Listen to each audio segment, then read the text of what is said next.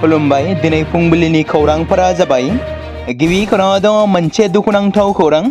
Bollywood सावथुन मुलुगनि फेस्ला फावखुंगुर आस्रा रानीआ बे बुहुमाव गैलिया। बलिउडनि सासे मुंदांखा फावखुंगुर, बिनि जिउआ गाबगोनांमोन, जेराव गावनि फाव खालामनायनि गेजेरजों बिथाङा नायगिरिफोरखौ रंजाहोदोंमोन आरो जोबथारनायाव दिवालीनि सानखालिनो बिथाङा बयखौबो गाबहोनानै ओंखारलांदोंमोन एबा जोबथाहांबोयो।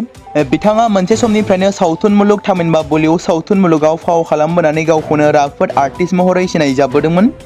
बेबादिनो श'ले सावथुनाव जेलारनि फाव खालामनानै मुंदांखा जानाय फेस्ला फावगिरि आरो मुंदांखा फावखुंगुर आस्रा रानीआ समबारखालि बेलासियाव रुंसारि जायो। थांनाय सानब्रैसो सिगांनिफ्रायनो मुम्बाइनि आर'ग्यनिति हस्पिटालाव थिसनजानायनि उनाव मैया बेलासिनि 3 रिंगायाव बिथाङा जोबथाहांबोयो। 84 बोसोर बैसोनि आस्रानि थैनायनि जाहोनखौ दासिमबो मिथिनो मोननाय जायाखैमोन, जेराव फावखुंगुरनि थैनायनि खौरांखौ नखरनि बायजोनि रावनोबो फोसावनाय जायाखैमोन। गोथै देहा सावनाय जोबनायनि उनावनो बिथांनि रुंसारि जानाय खौरांखौ गासै समाजारि बिजोंनि गेजेरजों फोसावनाय जादोंमोन। समबारनि फुङाव आस्रा रानीआ गावनि प्रशंसकफोरखौ दिवालीनि हामलायथि बावहरदोंमोन आरो माखासे घन्टानि उनावनो बिथाङा रुंसारि जादोंमोन। समबारखालि आस्रानि गोथै सह'खौ सान्ता क्रुज सोनाबनि शास्त्री नगर गोथैसालियाव जोबथा बिदाय होयो।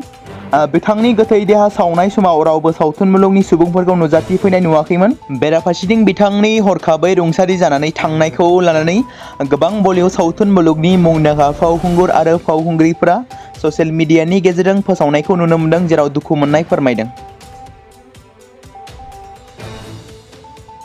थांनाय 31 अक्ट'बर 2024 मंगलबार खालाराव गासै हादोरावनो सोरांनि फोरबो दिवालीखौ फालिदोंमोन।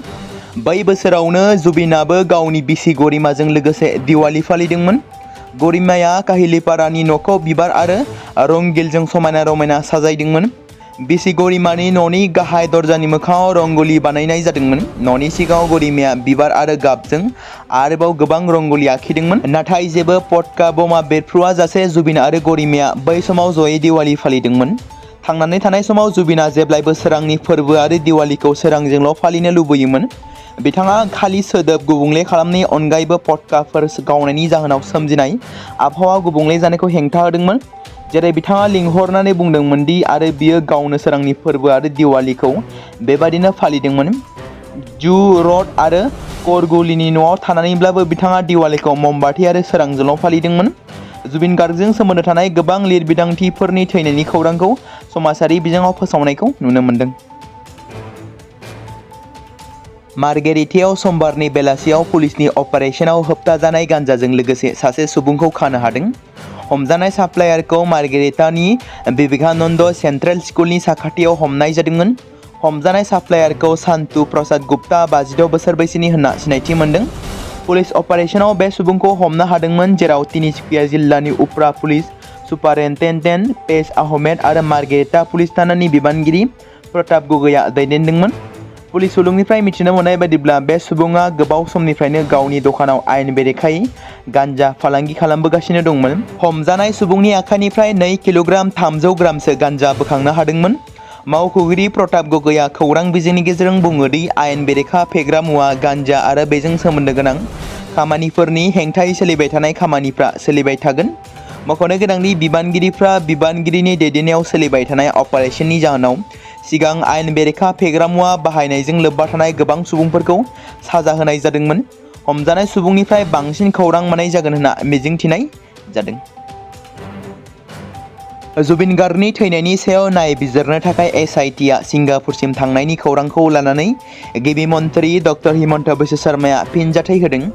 गिबि मन्थ्रिया मख'दों दि एसआइटिनि गाहाय मुन्ना प्रसाद गुप्ताया उनाव फैगोन आरो खौरां बिजोंफोरखौ गासै बिथिंफोरनि सायाव फोरमायगोन। मख'नो गोनांदि काजिरंगा नेशनेल पार्क फरेस्ट बांलानि साखाथियाव थानाय टेम्परारि हेलिपेडनिफ्राय ओंखारनायनि सिगां गिबि मन्थ्रिया खौरां बिजोंनि गेजेरजों बे बाथ्राखौ खौरां बिजोङाव फोरमायथिदोंमोन। मख'नो गोनांदि गासैबो गोनां गनायथि मोनखांनायनि उनाव एसआइटिआ दिनै सिंगापुर फारसे थांगासिनो दं। बे समावनो एसआइटिनि दैदेनगिरिफ्रा सिंगापुर पुलिसजों आयदानि सायाव सावरायगोन आरो एसआइटि हान्जाया सिंगापुर पुलिसजों जुबिन गार्गनि थैनायनि सोमोन्दै मोनफ्रोमबो बाथ्रानि सायाव सावरायगोन। बेखौबो खौरां मोननाय जादों दि एसआइटिआ वाजिद आहमेद आरो गुबुन 2 दिङाफोरखौबो सोंथि खालामगोन। गुबुन फारसेथिं गिबि मन्थ्रि डक्टर हिमन्त बिश्व शर्मा बिथाङा दिसेम्बर एबा जानुवारि दानाव काजिरंगायाव गोजौ करिडरनि लुफुंनायनि खाबुखौ मख'दों। बेजों लोगोसे गिबि मन्थ्रिया हादोरसानि थागिरिफोरखौ दिवाली बावनाय हामलायथि बावहरदों।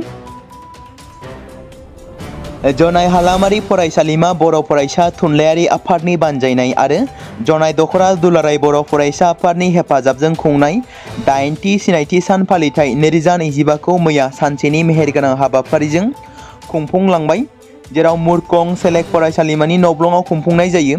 बेजोंनो लोब्बा लाखिनानै जनाय दखरा दुलाराय बर' फरायसा आफादनि आफादगिरि सत्यजित बसुमतारिया मासि लानानै दैदेननाय गेवलां मेलखौ बेखेवनानै होयो। धेमाजि जिल्ला दुलाराय बर' फरायसा आफादनि लोगो आफादगिरि उदां बि बड'साया हाबाफारियाव गाहाय आलासि महरै बाहागो लायो। दुलाराय बर' फरायसा आफादनि मानगोनां लोगो आफादगिरि खोरोमदाव, गेवलां मेलाव थांखि जानाय बुंथिगिरि महरै बाहागो लाबावो मिरु एबसुनिनो नेहाथारि मानगोनां बड'सा ब्रह्म। गेवलां मेलाव माननि आलासि महरै बाहागो लाबावो फारियै मिरु एबसुनि सुबुं फोनांजाब नेहाथारि रुबुं केरकातारि, धेमाजि जिल्ला एबसुनि गाहाय नेहाथारि अजय काक्लारि, धेमाजि जिल्ला एबसुनि दैदेनगिरिफोर, अदालगुरि जिल्ला एबसुनि सुबुं फोनांजाब नेहाथारि चाल बेसन मोसाहारि, ओनसोलनि फोरोंगिरिफोरजों लोगोसे जनाय ओनसोलनि फरायसालिमाफोरनि फरायसाफोरा मैखोमै बाहागो लादोंमोन। फिन आरोबाव मोनसे गिख्रंथाव बिरखंनि जाब्रबथाय। रानवेनि खाथियाव गंसे बिरखंआ लैथोआव गोग्लैदोंमोन। मख'नो गोनांदि हंकंनि इन्टारनेशनेल एयारपर्टआव ओंखारनाय समाव फुंनि समाव बे जाब्रबथाया जादोंमोन। बे जाब्रबथाया बै समाव जादोंमोन जेब्ला दुबाइनिफ्राय फैनाय बिरखंआ हंकंआव बाख्लायनो नाजादोंमोन। मिथिनो मोननाय बायदिब्ला बे जाब्रबथायाव 2 सुबुंनि जिउ खहा जादों। मख'नो गोनांदि बे जाब्रबथायाव लोब्बा थानाय बिरखंआ मालवाहक बिरखंमोन। ससियेल मिडियायाव भाइरेल जानाय भिडिअ'आ बइं 747 कार्ग' बिरखंनि मोनसे बाहागोमोन, जेराव बिरखंआ जाब्रबथाय जानाय लोगो लोगो बिरखं गाथोननि साखाथियाव थानाय लैथोआव गोदोदोंमोन। इमारजेन्सि दरजाफोरा खुला दंमोन, नाथाय बिरखंनि उननि आरो सिगांनि बाहागोफोरा बायफ्लेनानै लैथोआव गोदोदोंमोन। नंखाय डक्टरफोरनि हेंथायै काछार पुलिसनि अपारेशना सोलिगासिनो दं। रबिबारखालि अपारेशननि समाव सिलचर पुलिसआ सिलचराव गुबुन सासे नंखाय डक्टरखौ खानो हादों। पुलिसआ सिलचरनि अम्बिकापट्टीयाव थानाय हेल्दी इउनिट लाइफ क्लिनिकआव सिग्रोमो आरो नंखाय डक्टरखौ खानो हादोंमोन। हमजानाय नंखाय डक्टरनि मुङा बिपुल चन्द्र नाथ। बिथाङा गोबाव समनिफ्रायनो गावखौ डा बिसि नाथ होनना सिनायथि होनानै देहा फाहामथाय होबोगासिनो दंमोन। बिथांनि खथानिफ्राय गोबां अजद गोनां फोरमान बिलाइ आरो नंखाय डक्टरनि डिग्री गोनां सिलबो बोखांनो हादोंमोन। अजद होनाय जादों दि नंखाय डक्टरा गोबाव समनिफ्रायनो गावखौनो सासे डक्टर महरै दिन्थिबोगासिनो दंमोन। गुबुन गुबुन चेम्बार आरो फार्मासिफोरावबो देहा फाहामथाय होबोगासिनो दंमोन होनना मिथि मोन्दों। बिदि खालामनानै बियो गोबां सुबुंफोरनिफ्राय रांबो बुथुमगासिनो दंमोन। बे अजदनि सायाव सिलचर सदर पुलिसआ हेल्दी इउनिट लाइफ क्लिनिकआव सिग्रोमो आरो नंखाय डक्टर बिपुल चन्द्र नाथखौ हमनो हायो। हमजानायनि उनाव बिथांखौ बिजिरसालियाव हाजिर खालामनाय जादोंमोन आरो बिजिरसालिया बिपुल चन्द्र नाथखौ जेलाव दैथायहरो। PMUI न'नि थाखाय जिअ'टेग खालामनायनि समखौ फिन आरोबाव बारायनानै होबाय। फैगौ 22 अक्ट'बर थामहिनबा गाबोनसिम PMUI नि न'नि थाखाय जिअ'टेगिं खालामनायनि समखौ बारायनानै होनाय जादों। साफ्रोमबो मोनथावना मुलाम्फा मोनग्राया सोरखारनिफ्राय होनाय PMUI नि न'खौ मोनगोन। बेनि अनगायैबो आथिखालाव PMUI न'नि थाखाय जिअ'टेगिं खालामनायाव पार्टिखौ लानानै जिअ'टेग खालामनाया सोलिगासिनो थानायखौ जों नुनो मोन्दों आरो PMUI न'नि मुङाव रांनि लेनदेन खालामनायखौबो दाब दाब जायगायाव सोलिनायखौ जों नुनो मोन्दों। बेनिखायनो PMUI न'नि थाखाय जिअ'टेगिं खालामनायाव पार्टि लानानै पार्टि जिअ'टेगिं खालामग्रा आरो रां लाग्राफोरा बे समाव सांग्रां जानो नांगोन। जुदि सोरबाफोर PMUI न'नि थाखाय पार्टि बासिनानै जिअ'टेगिं खालामदों आरो रां लादों, अब्ला बिथांमोना खैफोदाव गोग्लैनो हागौ आरो जिअ'टेग खालामनायाव रां लाजाग्रा सुबुंफोरा थाबैनो सोरखारा फोरमायनाय एबा फोसावनाय मोनसे फन नम्बरनि गेजेरजों अजद हरनो हागोन।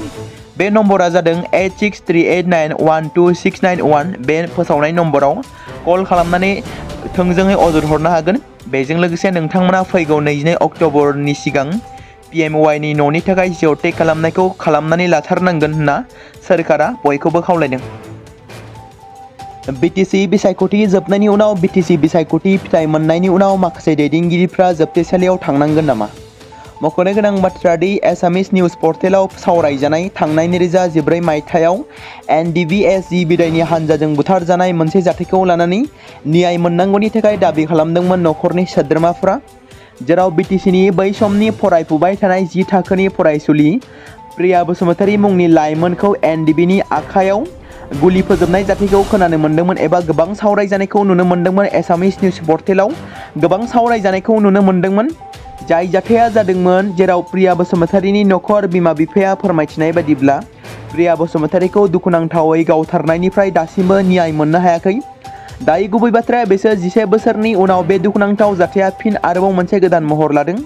जेराव बे जाथायाव बिटिआरनि बारग' इएम रनजित बसुमतारीनिबो आखाइ दं एबा बिथांनि खावलायनायावनो बे दुखुनांथाव जाथाया जादोंमोन आरो एनडिबिनि आखायाव गुलि गावनायाव बिथांजोआ थैनो गोनां जादोंमोन। बेराफारसेथिं थांनाय माखासे सप्ता सिगां गाहाय बिजिरगिरिनिबो केस फाइल थिसननायखौबो नुनो मोननाय जादोंमोन। नखरनि सोद्रोमाफोरा दासिमबो न्याय मोननो हायाखैमोन होनना बिमा आरो बिफाया खावलायदोंमोन। 52 बोसोर बैसोनि रुंसारि जुबिन गार्गआ थांनाय 19 सेप्तेम्बर खालि सिंगापुरनि सेन्ट जन्स आइलेन्डआव जिउ गोमादोंमोन। सिंगापुर पुलिस फर्सआ दासान्दि गार्गनि थैनायनि जाथायनि सायाव नायबिजिरगासिनो दं आरो बे नायबिजिरनायखौ फोजोबनो थाखाय 3 दानसिम सम लागोन होननानै फोसावदों। गावसोरनि नायबिजिरनायखौ फोजोबनायनि उनाव पुलिसआ गावसोरनि मोनदांथिखौ हादोरसा करनारनो गथायगोन, जाय करनारनि नायबिजिरनायनि गोनांथि दंना गैया बेखौ थि खालामगोन। बे नायबिजिरनायावनो गार्गनि थैनायनि जाहोन आरो थासारिखौ मिथिनो नाजागोन होनना मिथिमोन्दों। मख'नो गोनांदि पुलिसआ 1 अक्ट'बर खालि खावलायनायनि उनाव पस्टमर्टम रिपर्ट आरो गिबि मोनदांथिखौ भारतनि हाइ कमिसननो गथायबाय। पुलिसआ मोजाङै नायबिजिरनायखौ थि खालामनो थाखाय सांग्रां खामानि मावगासिनो दं आरो बिथांमोना रायजो राजाफोरखौ बोसोन होदों दि फोरमान गैयै खौरां लानो एबा गोसारहोनो नाङा। गिबि नायबिजिरनायाव जुबिन गार्गनि थैनायनि जेबो सिन नुनो मोननाय जायाखै होनना मिथिहोदों। बे समाव मोनसे गोनां फोसावथाय बर' सावथुन नायनानै मोजां मोनग्रा गासै बर' रायजो राजाफोरनि गेजेराव लानानै फैदों मोनसे बर'नि OTT प्लेटफर्म गोनां, जाय प्लेटफर्मनि गेजेरजों नोंथांमोना बर'नि गोदान गोजाम सावथुनफोरखौ नुनो मोनगोन। थांनाय माखासे बोसोर सिगां बर'नि गेजेराव लानानै फैनाय निउबो एप बायदिनो फिन आरोबाव लानानै फैदों बर' रायजो राजाफोरनि थाखाय। बे बाथ्राखौ मख'नाया गोनांदि 2025 मायथाइनि जानुवारि दानाव ओंखारनाय आंगो स्ट्रिम मुंनि मोनसे OTT प्लेटफर्म गोनां निउबो एपनि गेजेरजों नोंथांमोना गोबांथार बर'नि सावथुनफोर जेरै ट्रेजेडि, रमान्टिक, एक्शन आरो कमेडिजों बुंफबनाय सावथुनफोरखौ नुनो मोनगोन। जेरै सनानि नखर, थांखि गैयै समाज, अनसुला आफा, हिर', बिमा बायदि बाजै, अर, थैसाम, वान्टेड, संदान आरो रं नाम्बार बायदि सावथुनफोरा मख'जाथाव। बेफोर सावथुनफोरखौ नायनो थाखाय नोंथांमोना गिबियावनो आंगो स्ट्रिम एपखौ गावनि मबाइलाव थानाय प्ले स्ट'रनिफ्राय डाउनल'ड खालामनानै लोगोसे इनस्टल खालामनानै गावनि मबाइल नाम्बारजों लगइन खालामनानै लाग्रोनांगोन। बेनि उनाव नोंथांमोना गोबांथार नुनो मोनै सावथुनफोरखौ गुगोल पे, फन पे आरो पेटिएमजों रं नाम्बार सावथुनखौ नायनो थाखाय 60 रां आरो संदान सावथुनखौ नायनो थाखाय 80 रां, वान्टेड सावथुनखौ नायनो थाखाय 60 रां, थैसाम सावथुनखौ नायनो थाखाय 60 रां बेबायदिनो गोबांथार नुनो मोनै सावथुनफोरखौ नायनो थाखाय सुबिदा खालामनानै होदों आंगो स्ट्रिम प्लेटफर्मआ। फिन नोंथांमोननि गेजेराव फोरमायबावनो लादों बर' सावथुन नायनानै मोजां मोनग्रा गासै बर' रायजो राजाफोरनि गेजेराव लानानै फैदों मोनसे बर'नि OTT प्लेटफर्म गोनां, जाय प्लेटफर्मनि गेजेरजों नोंथांमोना बर'नि नुनो मोनै सावथुनफोर जेराव गोदान गोजाम सावथुनफोरखौ नुनो मोनगोन। बे बाथ्राखौ मख'नाया गोनांदि 2025 मायथाइनि जानुवारि दानाव दिहुनजानाय आंगो स्ट्रिम मुंनि मोनसे OTT प्लेटफर्म गोनां एपनि गेजेरजों नोंथांमोना गोबांथार बर'नि ट्रेजेडि, रमान्टिक, एक्शन आरो कमेडिजों बुंफबनाय सावथुनफोरखौ नुनो मोनगोन। जेरै रं नाम्बार, संदान, वान्टेड, थैसाम, अर, बिमा बायदि बाजै, हिर', अनसुला आफा, थांखि गैयै समाज, सनानि नखर बायदि बायदि सावथुनफ्रा मख'जाथाव।